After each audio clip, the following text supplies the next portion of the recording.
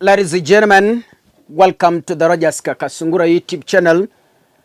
A big thank you to each and every one of you for your continued support.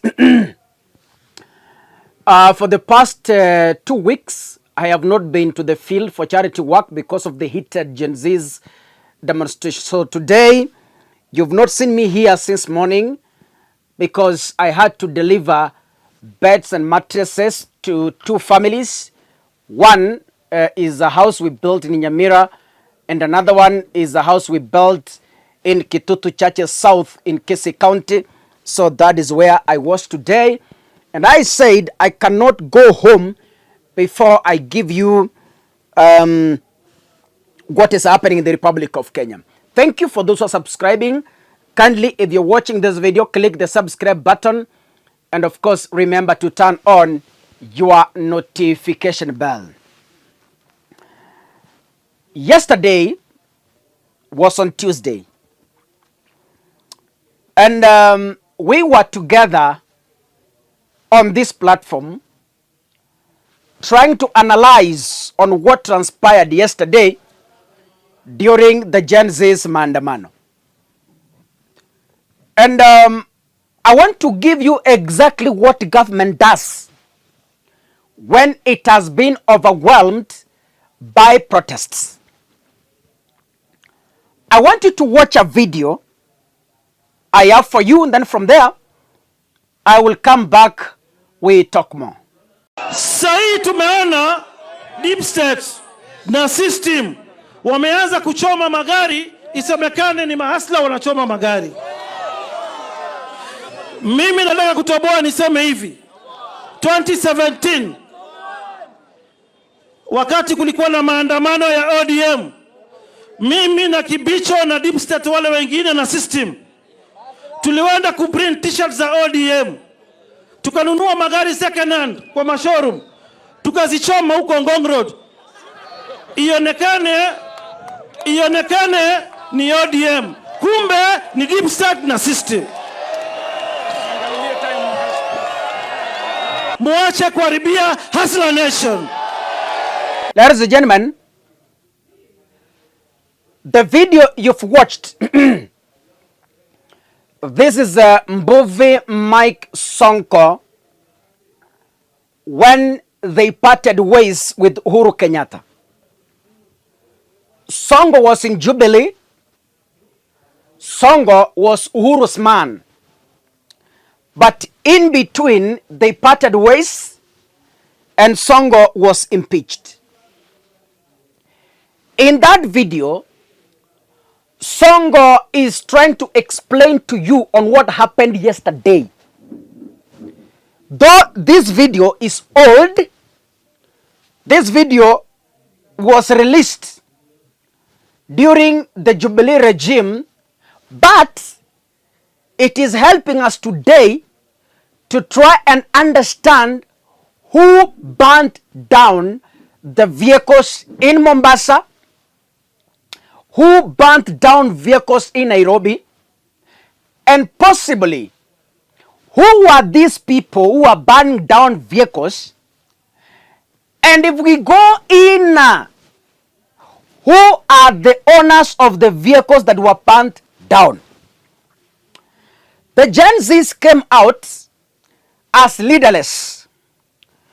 William Ruto couldn't specifically get someone to engage so that they can quell the maandamanos. Gen Zs came out peaceful, armed with a phone, flag, and water. When the government saw, as I'm analyzing this based on Sonko's sentiments, get me clear.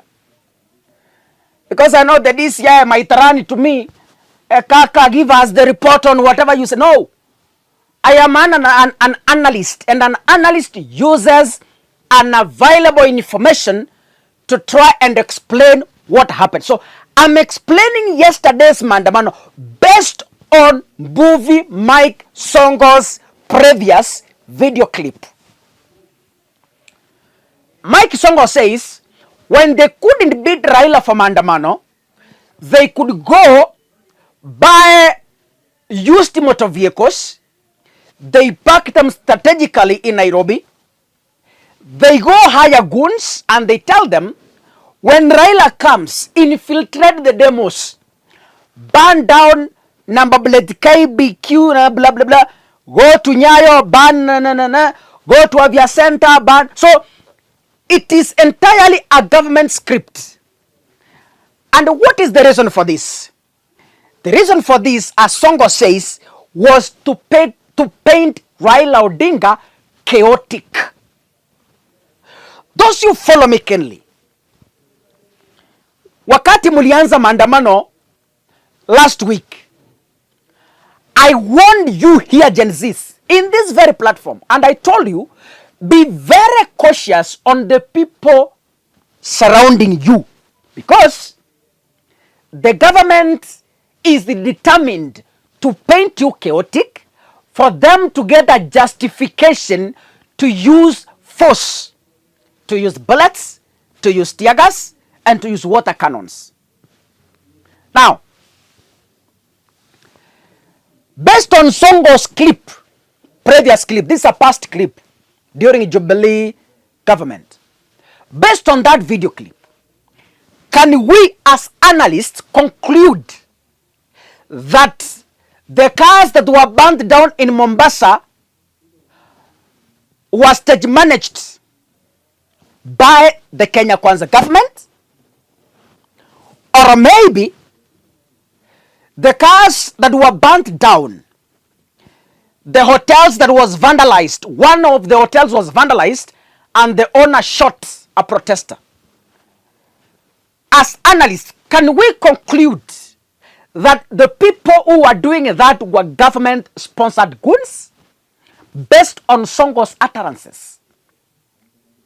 Now, a government has a way of countering demos. You remember last week, a day before the Genesis demos, there was a group of young people who were protesting and carrying banners saying, allow our parents to work. Who is the owner of that team? And if I may ask, Gen Zs, when you look at them, are well-dressed individuals, wameoga vizuri, wamejipaka mafuta, kama ni wanaume, they have kempt hairs, wako sawa na wako wametengeneza nywele or short hair, wamevaa Reebok, wameng'ara. I looked at the people yesterday who were engaging the police. I couldn't even get the identity. One, they were dirty. Two, they have never washed clothes for the past 3 years. Three, their hairs was even unkempt. Four, when they were laughing, their teeth has never been brushed. That itself tells you that these are not Gen Zs, but criminals who don't have homes, who have nothing to lose, and they only pay, get me 500, I go and destroy an hotel. Get me 500, I go kill someone. Give me 500, I go destroy business. That is their daily bread. Ladies and gentlemen, this is workable. I know the government is now arresting people. I saw a charge sheet that now saying Ruto must go is an incitement to violence. I saw that charge sheet somewhere here. Someone has been charged of incisive utterances. And the utterances they're writing here is that the individual uttered Ruto must go. I was trying to find that charge sheet. I don't know where it's here. I want to read for you. Charge: incitement to violence and disobedience of the law contrary to section 96 of the Penal Code. Particulars of offense, see second schedule of CPC. On the one charged is Robert Maina Ndungu, and they are saying On the 25th day of June 2024, at Nyahururu Police Station in Nyahururu Sub-County, within Laikipia County, jointly with others not before the court, without law of excuse, uttered and published words to wit, Ruto must go, which an act which was prejudicial to public peace, order, and tranquility. So according to the Kenyan courts, uttering the word Ruto must go is inciting people. It is interfering with public peace. It is interfering with public order. It is interfering with tranquility. That is according to the Kenya Kwanza government. So if you utter Ruto must go, that means you stand charged of incitement to violence and disobedience of the law contrary to section 96 of the penal code. Anyway, we shall overcome. God bless you. See you in the next video. Asanteni sana.